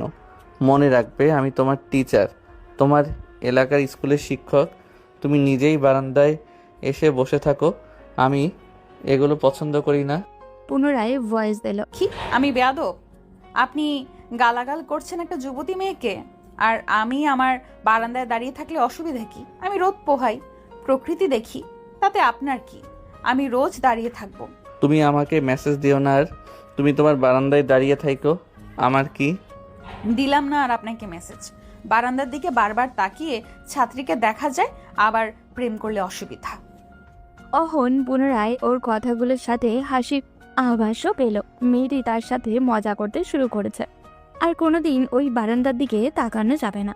সে আর মেসেজের রিপ্লাইও দিল না। এরপর বেশ কয়েকদিন সে স্কুলে যেতে আসতে বারান্দায় একবার ওকে দেখে চোখ ফিরিয়ে দ্রুত বাড়িটা পেরিয়ে চলে যায়। এভাবে মাসখানেক চলে গেল। হঠাৎ সে কিছুদিন ধরে লক্ষ্য করে হৃদি আর বারান্দায় আসে না। আগে 2 বার এলেও এখন একবারও আসে না। এভাবে গুনে গুনে 3 দিন চলে গেল। হৃদির দেখা পাওয়া আর যায় না। একবার মনে হয় কোনো অসুখ বিসুখ হলো না তো ওর। আবার মনে কোথাও বেড়াতে গেল নাকি। রাস্তা দিয়ে যাওয়ার সময় তাও মনে হয় না। কিছু গেট খোলা দেখা যায়। বারান্দার দড়িতে হৃদির ভেজা কাপড়গুলো ঝুলতে থাকতে দেখা যায়। এতদিনে হৃদির সকল কাপড়ের রং মুখস্থ হয়ে গেছে তার। সে বুঝতে পারে ও বাড়িতেই আছে, কিন্তু বারান্দায় আর আসে না। হয়তো অসুস্থ, নয়তো এমনিতেই আর আসে না। তার কি ওদের বাড়িতে যাওয়া উচিত? গিয়ে কি বলবে সে হৃদি বারান্দায় আসে না কেন? এটা তো বলা যায় না নাকি? নিজ থেকে মেসেজ দিতেও অস্বস্তি বোধ করছে ওর। এভাবে আরো দিন কয়েক যেতেই সে অস্থির হয়ে উঠল। একদিন রাতে রীতিমতো ছটফট করতে শুরু করলো অহন। সিদ্ধান্ত নিল মেসেজ দিবে। সে মোবাইল বের করে মেসেজ দিল। তোমাকে আজকাল দেখাই যায় না, অসুস্থ নাকি? মেসেজ সিন হলো না। 2টো চিহ্ন দেখালেও সেটা সবুজ আর হলো না। অহন ভেতরের অস্থিরতা নিয়ে অপেক্ষায় রইল। বিরক্তিকর এই অপেক্ষার রাত 2টা পেরিয়ে হলো 3টা, তবুও মেসেজ সিন করেনি হৃদি। ঘুম এলো তার একটু পরেই। আর সে ফজরের নামাজও পড়তে পারল না। ঘুম ভাঙল সকাল 8:30টার দিকে। উঠেই মোবাইল হাতে নিয়ে দেখে হৃদির মেসেজ। আমি আর বারান্দায় যাব না ঠিক করেছি। আপনি রোজ কষ্ট করে নিজেকে ধরে বেঁধে মাথা নুইয়ে আমাদের বাড়ির সামনে দিয়ে যান। এর থেকে আমার বারান্দায় না দাঁড়ানোই ভালো। আপনার মনের ওপর এবং ঘাড়ের ওপর চাপ পড়ুক তা আমি চাই না। অহন হাঁপ ছেড়ে বাঁচল। তার মানে অসুখ বিসুখ হয়নি ওর, কিন্তু গায়ে খুব লাগলো কথাটাতে। সে রিপ্লাইও দিল। আমি কষ্ট করে মাথা নুইয়ে যাব কেন? আমার এদিক ওদিক তাকানোর অভ্যাস নেই। মেসেজটি দিয়ে সে ব্রাশে পেস্ট নিয়ে বাথরুমে চলে গেল। ফ্রেশ হয়ে এসে বের হয়ে হৃদির মেসেজ পেল। না তাকালে জানলেন কিভাবে আমি বারান্দায় যাই না? কেন, আমি কি কানা? একবার হলেও তো চোখ যায়। তা কেউ বারান্দায় না গেলে আপনার মেসেজ দিয়ে খবর নেওয়ার কি আছে? অহন চুপ করে থেকে ক্ষীণ সময় পর মেসেজ দিল। এমনি ভাবলাম অসুখ বিসুখ হলো কি না। একটা কথা বলি, কি কথা? এইভাবে কি একটা জীবন চলে? আন্টির জন্য হলেও তো আপনার বিয়ে করা দরকার। হ্যাঁ মানলাম আগের স্ত্রীর স্মৃতি ভুলতে পারছেন না, অন্য মেয়ের কথা ভাবতে পারছেন না, কিন্তু নিজে একদম মনের দরজা বন্ধ করে বসে থাকলে কি আগ্রহ তৈরি হবে? আপনি ধীরে ধীরে কথা বলতে হবে, মিশতে হবে, দেখবেন নতুন করে স্বপ্ন আসবে, ভালো লাগা তৈরি হবে। জানি অনধিকার চর্চা হচ্ছে, ছোট মুখে বড় বড় কথা বলে ফেলছি, আমার কোনো ভুল হলে দুঃখিত। বাবা, তুমি তো অনেক বড় হয়ে গেছো মনে হচ্ছে। যাই হোক, আমি আগেই বলেছি আমার স্ত্রীকে ছাড়া আর কোনো মেয়েকে আমি ভাবতে পারি না। আপনার স্ত্রীও কিন্তু চাইবেন না ওনার মৃত্যুর পর আপনার মতো একজন ইয়াং মানুষ অবিবাহিত থাকুক, জীবনটা এইভাবে কাটিয়ে দিক। উনি নিশ্চয়ই চাইবেন আপনি সুখে শান্তিতে থাকুন। তাছাড়া কতদিন এইভাবে স্কুল শেষে আবার নিজেও রান্নাবান্না করবেন? আপনি ঘুম থেকে উঠে ফ্রেশ হয়ে গোসল করে টেবিলে খাবার পেতে চান না? সন্ধ্যায় কেউ আপনার জন্য চা নিয়ে এসে পাশে বসুক চান না? ভেবে দেখুন কত সুন্দর হতে পারে আপনার জীবনটা। ভালো থাকো, আর কোনো কথা নয়। আমি মেসেজ দিয়েছিলাম অসুস্থ কিনা জানতে, আর কোনো কথা নেই আমার। বলে সে ডাটা অফ করে দিল। মেয়েটি তার মাথা নষ্ট করে দেবে মনে হচ্ছে।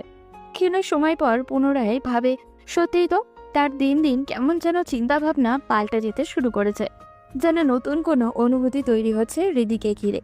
এই ভাবনাগুলো মাথায় আসতেই তার মনে নতুন একটা ভয় বাসা বাঁধতে শুরু করলো। এই ভয় দূর করতে আর মাথা থেকে হৃদির চিন্তা সরাতে মোবাইল রেখে চলে গেল সে রোজকার কাজকর্মে। সকাল 9:30, হৃদি ছাদে চলে এলো। কিছুদিন থেকে এই রকমই করছে সে। কখন স্যার এদিকে আসবেন সেই অপেক্ষায় পায়চারি শুরু করলো। মিনিট 5 পরে শিমুল গাছের নিচ দিয়ে অহনকে আসতে দেখে ছাদের দেওয়ালের পাশে বসে গেল সে। শুধু চোখটা বের করে তাকিয়ে রইল। আজ তার পরনে ব্লু কালার টি শার্ট আর জিন্স পরেছে, বেশ লাগছে দেখতে। কাছাকাছি আসার পর হৃদি স্পষ্ট দেখতে পাচ্ছে অহন স্যার বারবার বারান্দার দিকে তাকাচ্ছেন। বেশ মজাও পাচ্ছে হৃদি। স্যার কি তার প্রতি খানিকটা দুর্বল হতে শুরু করেছেন? নিশ্চয়ই তাই, হৃদি অনুভব করতে পারে সেটা। মাথায় দুষ্টুমি চাপলো ওর। হোয়াটসঅ্যাপে মেসেজ দিল সে। এত দেখার মন চাইলে বিয়ে করে নিন, সারাদিন নয়ন ভরে দেখতে পারবেন। আমারও আর মায়ের বকা শুনে বারান্দায় বসে দেখতে হবে না। অহন পকেট থেকে মোবাইলটা বের করেছে। ও এখান থেকে দেখতে পাচ্ছে সেটা। মোবাইল হাতে নিয়ে মেসেজ সিন করে পুনরায় ঘুরে বারান্দার দিকে তাকালো। কই, কাউকে তো দেখতে না পেয়ে রিপ্লাই দিল। এসব ফাইজলামো কথাবার্তা আমি পছন্দ করি না দিদি। কিন্তু আমারও খুব পছন্দ। প্রিয় মানুষের সাথে একটু ফাজলামো না করলে হয়? আমি তোমার স্যার, বুঝে শুনে কথাগুলো বলো। এত স্যার স্যার করবেন না। আমি আপনার কাছে স্কুলে পড়িনি, টিউশনে কয়েকদিন পড়িয়ে খুব স্যার হয়ে গেছেন। 2 দিন পড়ালেও স্যার। থাকুন আপনার স্যার নিয়ে, যাকে দেখে প্রেম পায় তার সাথেই তো প্রেম করতে হবে। তোমার এসব ফাইজলামো বন্ধ করো। তোমার কি মনে হয় এখন আমার এসব প্রেম প্রীতির বয়স? না, বিয়ের বয়স। করবেন বিয়ে? তোমার রিপ্লাই দেওয়াই ভুল হয়েছে। তো দিচ্ছেন কেন? অফলাইন দেখলো এবার। দৃষ্টির সীমানার বাইরেও চলে গেছেন উনি। হৃদি রুমে এলো। তার ভীষণ ভালো লাগে এভাবে কথা বলতে, যেমন যেন এক অধিকার কাজ করে ভেতরে। এভাবে কথা বলার যে সে অধিকার রাখে। স্যার যাই বলুক ব্লক দেবে না তাকে, কাউকে বলবেও না। এইটুকু আশ্বস্ত যেন তার ভেতর থেকে কেউ তাকে করেছে। আজকাল অনুভব করতে পারে স্যারও তাকে পছন্দ করতে শুরু করেছে। মানুষটির মনের দরজায় কঠিনভাবে বন্ধ ছিল। নতুন করে হৃদির প্রেম জাগাতে হবে। মরুভূমিতে সবুজ বৃক্ষরোপণও করতে হবে। একটা গানের কথা মনে পড়ে গেল হৃদির। সে ইউটিউবে সার্চ দিয়ে বের করে সেটা শুনতে শুরু করলো। আমি পাথরে ফুল ফুটাবো শুধু ভালোবাসা দিয়ে, আমি সাগরে ঢেউ থামাবো শুধু ভালোবাসা দিয়ে। গানের লিঙ্কটা অমরনের হোয়াটসঅ্যাপেও পাঠিয়ে দিল সে। এরপর পুরো দুপুর একা একা এই গানটি গুনগুন করে গিয়ে কাটালো হৃদি। বিকেলের দিকে তার মাথায় দুষ্টু বুদ্ধি এলো। অহন স্যার যখন তাকে পড়াতে এলেন তখন সে নতুন মোবাইল পেল। স্পেন থেকে একজন দেশে এলে ওর কাছে দিয়ে পাঠায় বাবা। সে মোবাইলের সমস্ত কিছু স্যারের মাধ্যমেই শিখতে হয়েছিল। মোবাইলের কিছু বুঝতো না হৃদি, মা সেটা জানেন। তাই সে গিয়ে সুলতানা বেগমকে বলল, আম্মা, আমার ফেসবুকটায় কি জানি হয়েছে, ঢুকতে পারছি না, কিছুতেই কিছু হচ্ছে না। তুমি একটু অহন স্যারকে কল দিয়ে বলো না ক্লাস থেকে ফেরার পথে আমাদের বাসায় উঠতে। সুলতানা বেগম রান্নাঘরেই ছিলেন। ধমকের সুরে বললেন, ভালো হইছে, ফেসবুক গেছে, মোবাইলও যাক। সে কাঁদো কাঁদো গলায় বলল, এমন করো না তো আম্মু, কাল রাত থেকে এমনিতেই ঢুকতে পারতেছি না, দাও না একটা কল। তো তুই দে, আমাকে বলতেছিস কেন? আমি বললে কি উনি আসবেন? আর স্যারকে আমি কিভাবে বলবো আমার ফেসবুক ঠিক করতে এসে দিতে? বাবা, এইটা দেখে আবার বুঝিস। দাও না আম্মু, তুমি এখন সুযোগ পেয়ে লেগে গেছো। দে, কল ধরিয়ে দে, তোর জ্বালায় আমি আর বাঁচছি না। হৃদি মুচকি হেসে স্যারকে মায়ের সাথে কল ধরিয়ে দিল। সুলতানা বেগম কথা বললেন অহনের সাথে।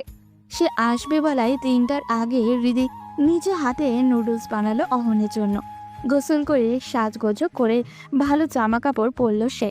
3:30 বাজতেই সে বারান্দায় না গিয়ে মনে মনে অপেক্ষা করতে শুরু করলো। ঠিক 3:40 তাদের দরজায় নক পেয়ে দ্রুত পায়ে এগিয়ে গেল হৃদি। খুলে দিল দরজা। অহন দাঁড়িয়ে আছে। কি সুন্দর লাগছে দেখতে। মধ্যবয়সী পুরুষ মানুষের সৌন্দর্যটা অন্যরকমই হয়। সেটাই বুঝি প্রেমে পড়ল হৃদি। কি হলো? সরে দাঁড়াও। জি আসুন।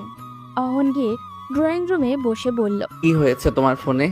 দেখি আনো। হৃদি সামনে দাঁড়িয়ে গিয়ে নরম গলায় বলল, এত তাড়াহুড়ো করছেন কেন? দেখবেন পরে আমি আপনার জন্য নিজ হাতে নুডলস বানিয়েছি, নিয়ে আসি, বসুন। না, আমি কিচ্ছু খাবো না এখন, আম্মু অপেক্ষা করবে। ভাত খেতে তো বলছি না, বসুন, আসছি। না, বলছি তোমাকে, আমি শুধু আন্টির কল পেয়ে এলাম। ও আচ্ছা, আপনি কি তাহলে বালতি সামার্কা পরিদের বিশ্বাস করতে শুরু করেছেন নাকি? খাবারের সাথে কিছু মিশিয়ে আমি জাদু করব না, এতটাও ছেঁচড়া মেয়ে হৃদি নয়। শেষের কথাটা শুনে চুপ হয়ে গেল অহন। হৃদি গিয়ে ট্রেতে করে চা এবং নুডলস নিয়ে এসে বসল। সুলতানা বেগম শুয়েই পড়েছিলেন। তিনিও উঠে এসে ভালো মন্দ কথা বলে গেলেন। হৃদি পাশে বসে অহনের সাথে নুডলস খেলো, চাও খেলো। তার ভীষণ ভালো লাগছে আজ। মানুষটাকে আপন কেউ লাগছে। নুডলস আর চা শেষ করে অহন বলল, আমি উঠলাম তাহলে। হৃদি ভ্রু কুচকে তাকিয়ে বলল। আমার মোবাইল দেখা তো এখনো বাকি। অহন ওর দিকে তাকিয়ে নিচু গলায় বলল। আমি ভালো করে জানি এটা তোমার নাটক ছিল। হৃদি ফিক করে হেসে বলল, আর একটু বসুন না। বেশি বাড়াবাড়ি করে ফেলছো, আন্টি কিন্তু সবই বুঝবে। কেউ কিছু বুঝবে না। আমি উঠলাম। বলে অহন উঠে দাঁড়াতে হৃদি ওর পথ আঁকলে ভীষণ অধিকার নিয়ে গাল ফুলিয়ে দাঁড়িয়ে বলল, যেতে দেব না। কি পাগলামো শুরু করেছো? আন্টি দেখে ফেলবে এসে। তাহলে বলুন আজ রাতে আপনি খাওয়া দাওয়া শেষে ফ্রি হয়ে কল দিবেন, আমরা প্রতিদিন রাতে ফোনে কথা বলবো। ইস, কি যে ভালো লাগবে। অহন দাঁত কটমট করে তাকিয়ে ওকে ঠেলে সরিয়ে রুমের বাইরে গিয়ে বলল। আন্টি কোথায়? আমি যাচ্ছি। উনি রান্নাঘর থেকে বললেন, আচ্ছা বাবা, কষ্ট করলে এসে। না আন্টি, সমস্যা নেই। বলে সে চলে গেল। হৃদির ভীষণ মন খারাপ হলো। সে তাড়াতাড়ি দোতলার বারান্দায় গিয়ে তাকিয়ে রইল অহনের দিকে। ও তাকে ঠেলে সরিয়ে চলে গেছে বলে চোখের জলও এখনো ঝাপসা হয়ে এলো। অহন গেটের বাইরে গিয়ে পিছু ফিরে বারান্দায় তাকায়। চোখে চোখ পড়ল তাদের। হৃদি ছেলে মানুষই রাগ দেখিয়ে চলে এলো বারান্দা থেকে। যেন তার এই রাগে অহনের অনেক কিছু যায় আসে। সে ওর রাগ ভাঙাতে ছুটে আসবে, কিন্তু কিছুই হলো না। হৃদি মন খারাপ করে বিছানায় পড়ে রইল সন্ধ্যা অবধি। হৃদির চোখ কি খানিক ভেজা ছিল?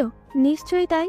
চোখে চোখ পড়ার পরও ওর চলে যাওয়া আরও দৃঢ় করলো এই সম্ভাবনাকে। অহন ক্ষীণ সময় রাস্তায় দাঁড়িয়ে রইল। তার মনটা কেমন বিষণ্ণ হয়ে গেছে। মেয়েটি পাগলামি করছে ঠিক আছে, তাই বলে কান্নাকাটির পর্যায়ে চলে গেল। সে অনড় থাকবে কি করে? সে তো ঠেলে বের হয়ে এসেছে যেন হৃদি প্রশ্রয় পেয়ে বাড়াবাড়ি আরও বাড়িয়ে না দেয়। তাই মনে এই ক্ষীণ খচখচ নিয়ে সে বাড়িতে ফিরে এলো। এসে আর মায়ের রুমেও গেল না, কাপড় চেঞ্জ করলোও না। বিছানায় বিষণ্ণ মনে পড়ে রইল। হৃদির চেহারা বারবার চোখে ভাসছে, ওর সুবাস নাকে আসছে। আর যখন দরজা খুলে গিয়ে দাঁড়ালো, ওকে দেখে অহনের হৃদয়ে কেমন এক অদ্ভুত শিহরণ জেগে উঠল।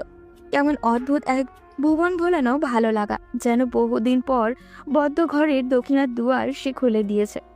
সেদিকে থেকে হুড়মুড় করে ঢুকছে শীতল হাওয়া। ওর পরনে ছিল কোটি গ্রাউন্ড, কালো গ্রাউন্ডে মাঝখানে শিউলির মতো ছোট ছোট ফুলও আঁকা।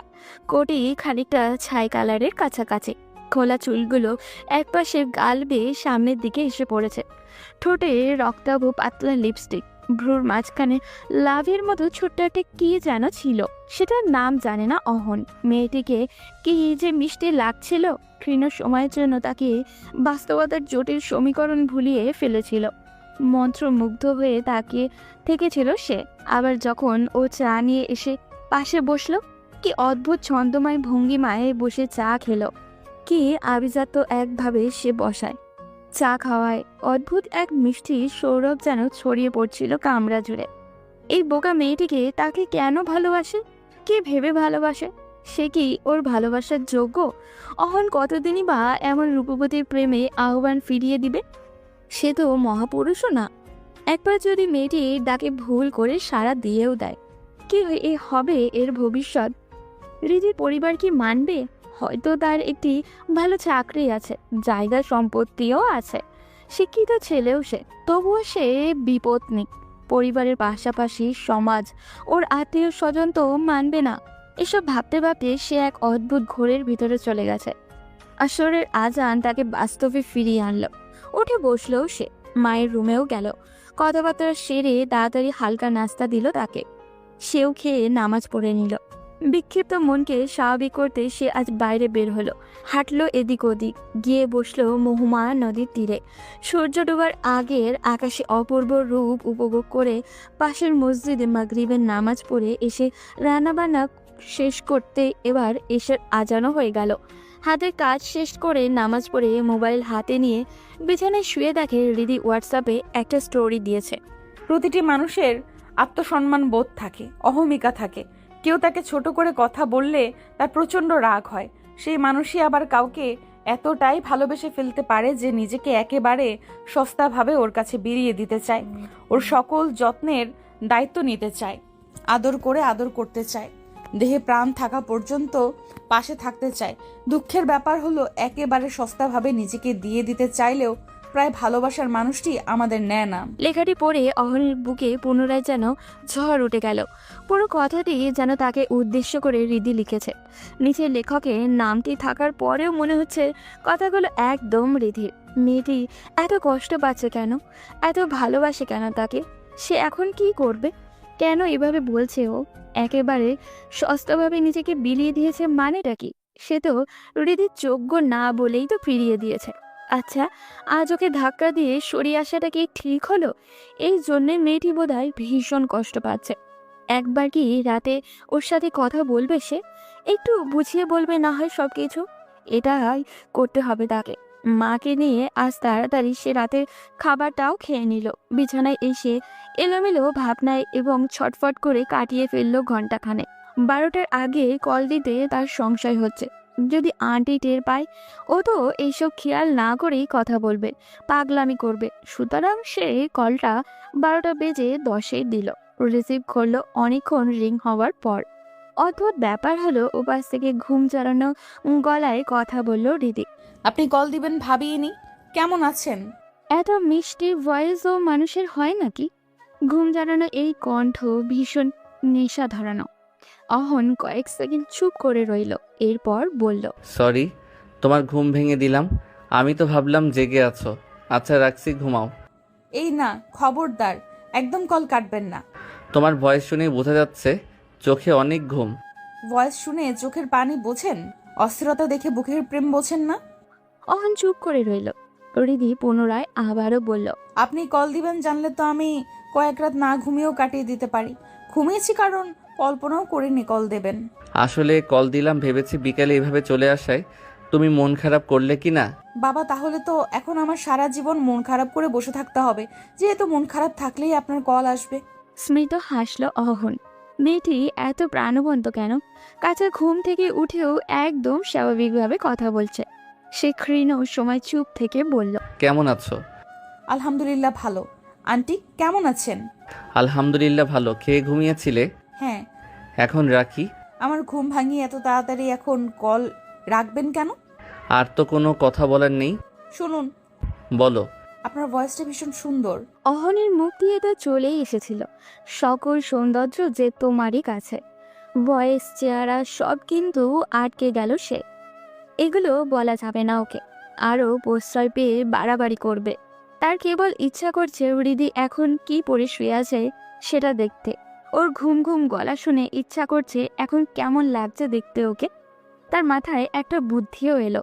সে আমতা আমতা করে বলল, আচ্ছা সত্যি করে বলো তো, তুমি কি খুব বেশি কষ্ট পেয়েছো ঠেলে চলে আসায়? হৃদি কোনো জবাব দিল না। অহন পুনরায় বলল, বারান্দায় তো তোমার চোখে জল দেখলাম। আর হোয়াটসঅ্যাপ স্টোরি কি দিয়েছো? যাই হোক সেটা থাক। আমার তো মনে হচ্ছে তুমি কান্নাকাটি করে ঘুমিয়েছো। নয় এত তাড়াতাড়ি ঘুমানোর কথাও না। মোটেও না, আমি কাঁদিনি, এমনি ঘুমিয়ে গেছি। এমনি ঘুমানোর কথা না, চেহারা দেখলে ঠিকই বুঝবো কেঁদেছো কিনা। কচু বুঝবেন আপনি। আন্টি আসবে এখন রুমে? না, ভেতর থেকে লক। তাহলে দিচ্ছি ভিডিও কল, দেখি তোমার চোখ লাল কিনা। চেহারা দেখলে ঠিকই বুঝতে পারবো কেমন কষ্ট পেয়েছো। দিব কল? ওমা এভাবে? আমি ঘুম থেকে উঠেছি সবে, একটু সময় দিন। অহন ওকে রেডি হতে দিতে চাচ্ছে না। তার কেন যেন একদম এখনই কিরকম লাগছে সেটা দেখতে চাচ্ছে। এখন কি পোশাক, কিরকম ঘুম ঘুম চেহারা, চুল কেমন এলোমেলো, এসব দেখবে সে। অহন বাধা দিয়ে বলল, না, তুমি মুখটাও ধোবে না। কেবল বাতিটা জ্বালিয়ে যেরকম বসে কথা বলেছো সেরকম বসে থাকবে।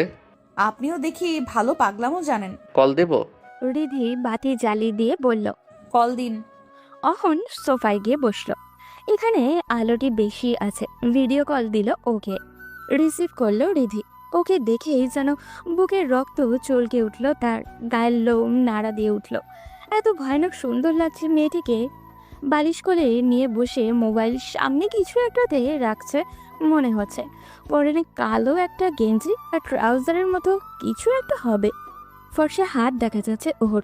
চুলগুলো এলোমেলো হয়ে আছে। ও বালিশে কোণে ঠেকিয়ে বুকে হাত বেঁধে আছে। মেয়েলি অঙ্গগুলো আরো স্পষ্ট হওয়ায় তাদের মধ্যেকার ছাত্রী শিক্ষকের সামান্য অস্বস্তিটুকু যেন ঝেঁটিয়ে বিদায় করে দিয়েছে। দেখি কি মনে হচ্ছে, কেঁদেছি? ঘর থেকে বের হলো অহন। আমতা আমতা করে বলল, না ঠিক আছে। আপনাকে ভীষণ সুন্দর লাগছে।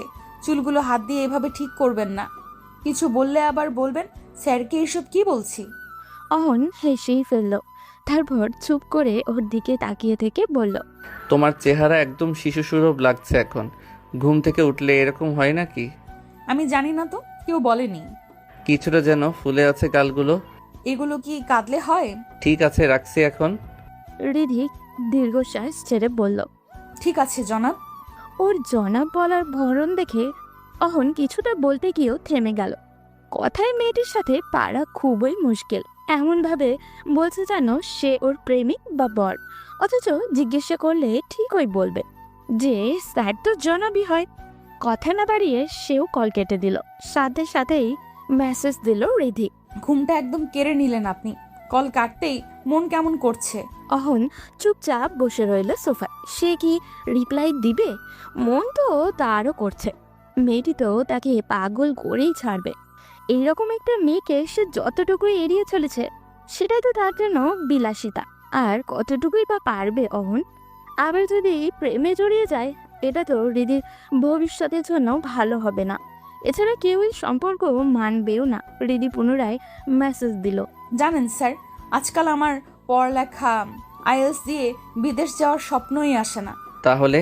আমার ইচ্ছে হয় আপনাকে বিয়ে করব, আমাদের সুন্দর একটা সংসার হবে।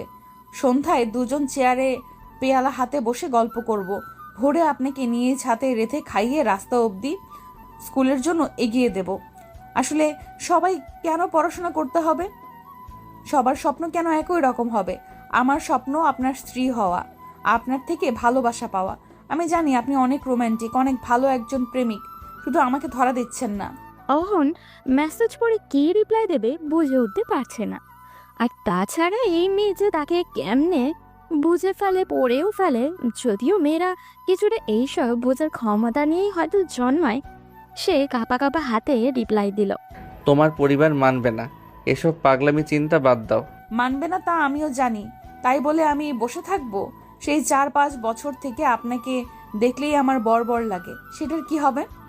রিদি, তুমি এরকম করে কথা বলো না তো। এসব তুমি শিখলে কিভাবে? এত কথা কিভাবে বলো?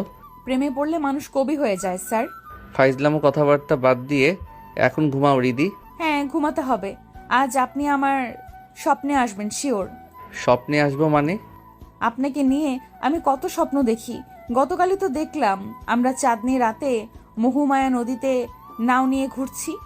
আমি আপনার কোলে হেলান দিয়ে বসে আছি, আপনি আস্তে আস্তে বৈঠা টানছেন। আচ্ছা স্যার, এসব স্বপ্ন একদম বাস্তব, তাই না? বিয়ের পর তো আপনি আমাকে নিয়ে শিওর এভাবে ঘুরবেন? অহন চুপ হয়ে গেল। তার পুরাতন স্মৃতি মনে পড়ে গেল। তবে আজ সেই স্মৃতি মনে পড়ায় তাকে খুব একটা কষ্ট দিচ্ছে না। মনে হচ্ছে সত্যি হৃদিকে নিয়ে এভাবে ঘুরতে পারলে ভালোই তো হতো। কিন্তু হৃদি এগুলো চাললো কি করে? সে নিশিকে নিয়ে চাঁদনি রাতে মহুমায়া নদীতে ঘুরতে একটা লোকে কি জানতো? জানতে পারে, কেউ কেউ দেখেছেও হয়তো।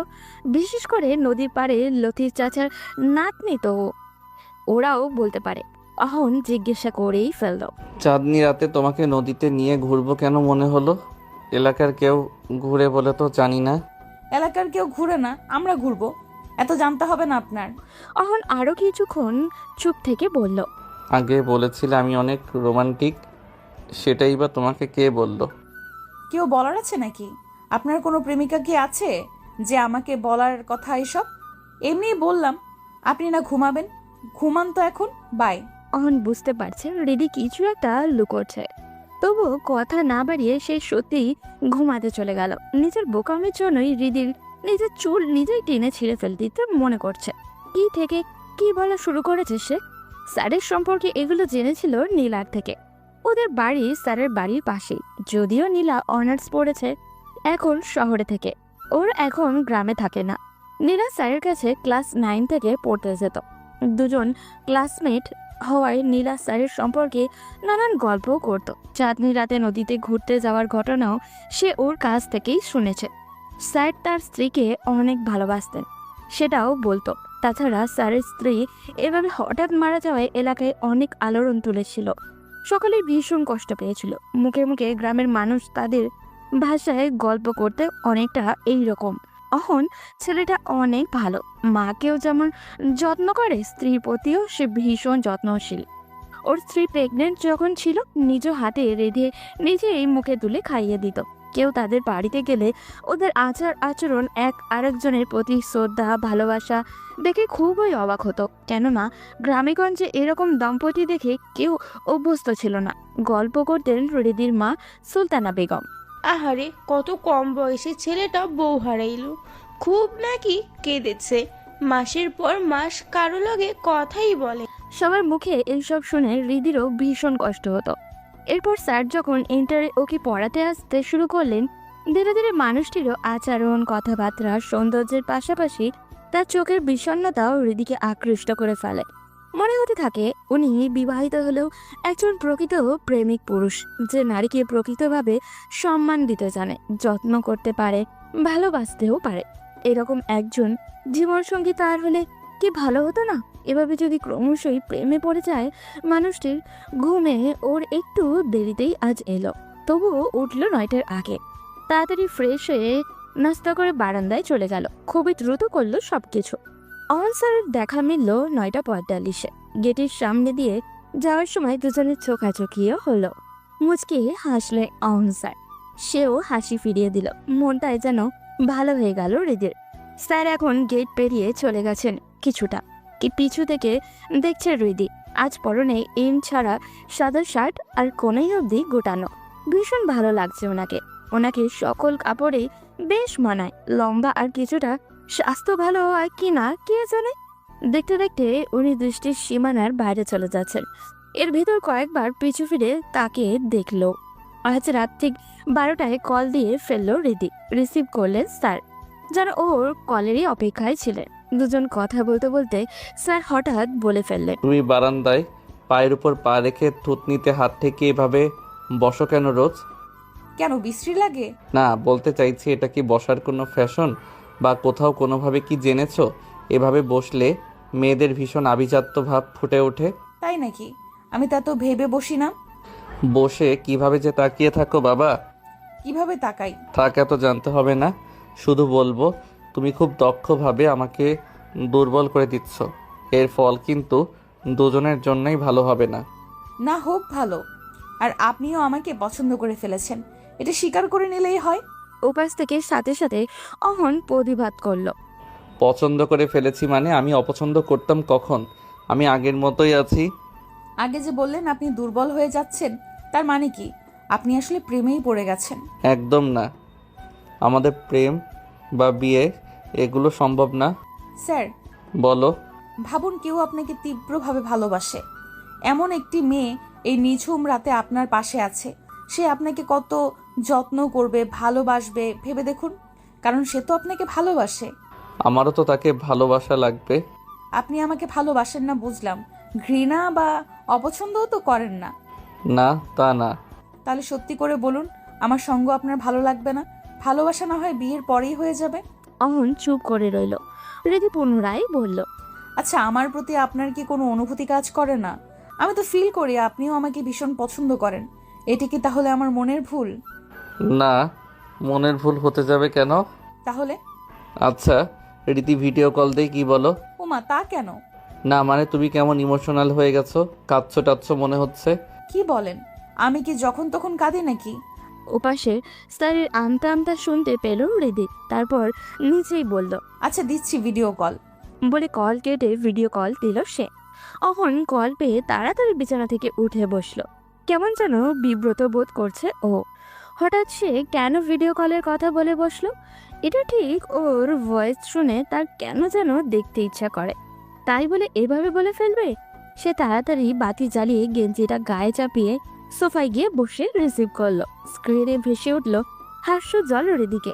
সে উপর হয়ে শুয়ে মোবাইলের সামনে রেখে থুতনিতে হাত রেখে শুয়ে আছে, চুলগুলো সামনের দিকে ঝুলে আছে।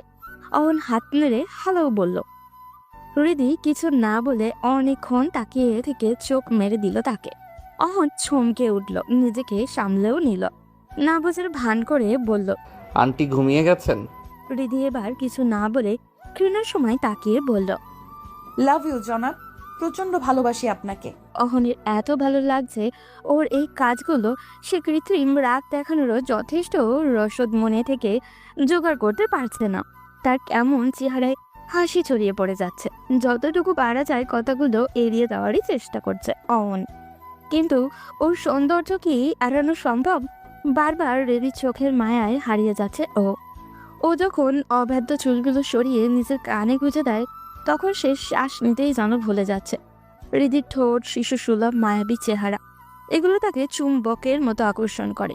একটু আগে যে হৃদি চোখ মেরে নিজেই লজ্জা পেয়ে হেসে মুখে বিছানায় মুখ লুকিয়ে নিল, কি যে ভালো লেগেছে অহনের, তা ভাবনার ব্যাঘাত ঘটালো হৃদির মধুর ডাক। স্যার, কি? ফিসফিস করে হৃদি বলল, ভিডিও কলে যেভাবে আমি শুয়ে তাকিয়ে আছি, বিয়ের পর রাতে আমরা এইভাবে শুয়ে একজন আরেকজনকে দেখে গল্প করব। অহনের বুকে তোল পার শুরু হয়, গায়ে কাটা দেয়। সত্যি কি এইরকম কপাল তার আছে? এই মিষ্টি নিয়ে কি সত্যিই তার স্ত্রী হতে পারে? তার চুপ থাকা রেখে হৃদি পুনরায় বলল, অবশ্য আপনি যদি বিয়ে করেন তারপর হয়তো আমাকে পছন্দই না, তাই এসব স্বপ্নের আশাও করা বোকামি। পছন্দ না হলে ভিডিও কলে কথা বলতাম না রিদি।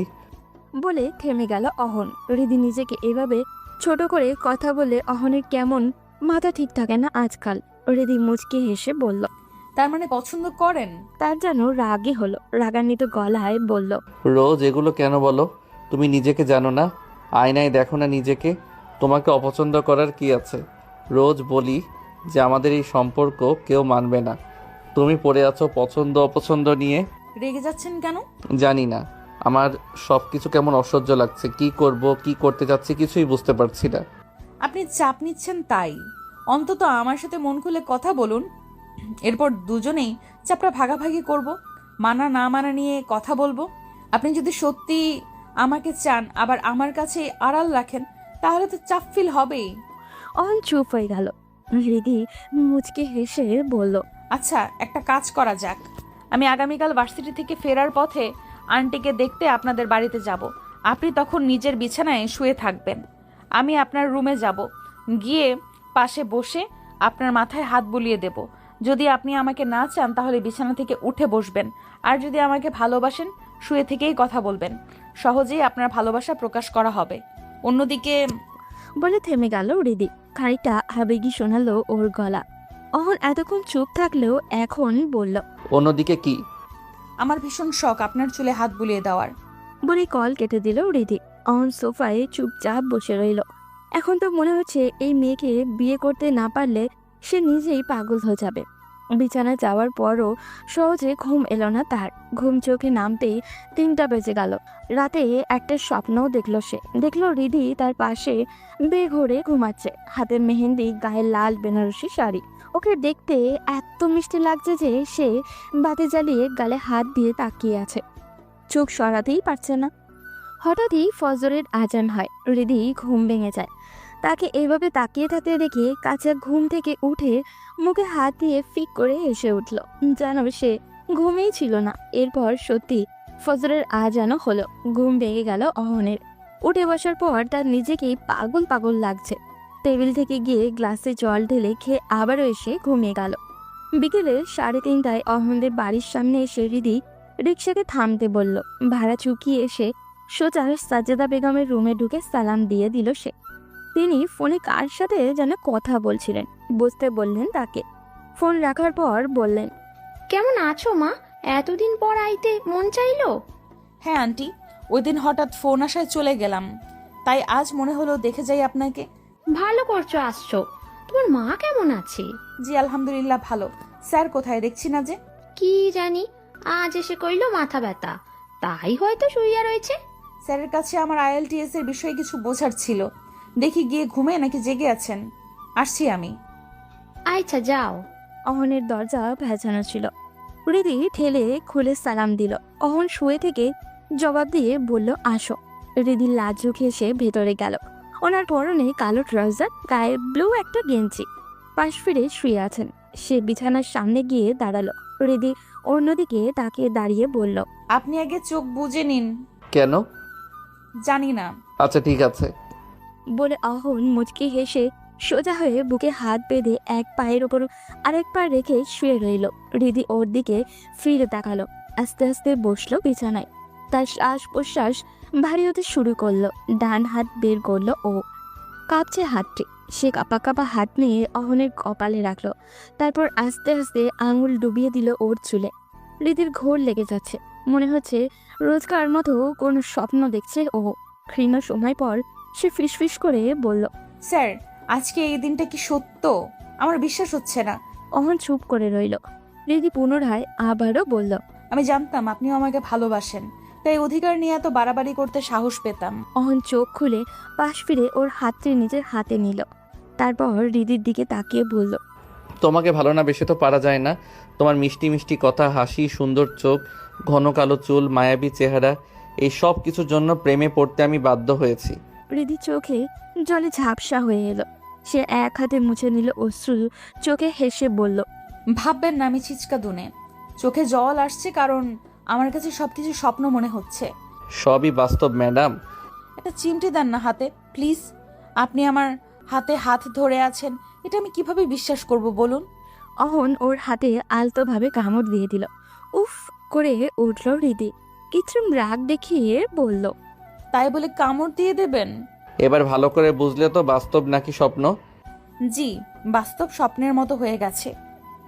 এখন আর শুয়ে থাকতে হবে না, উঠে বসুন।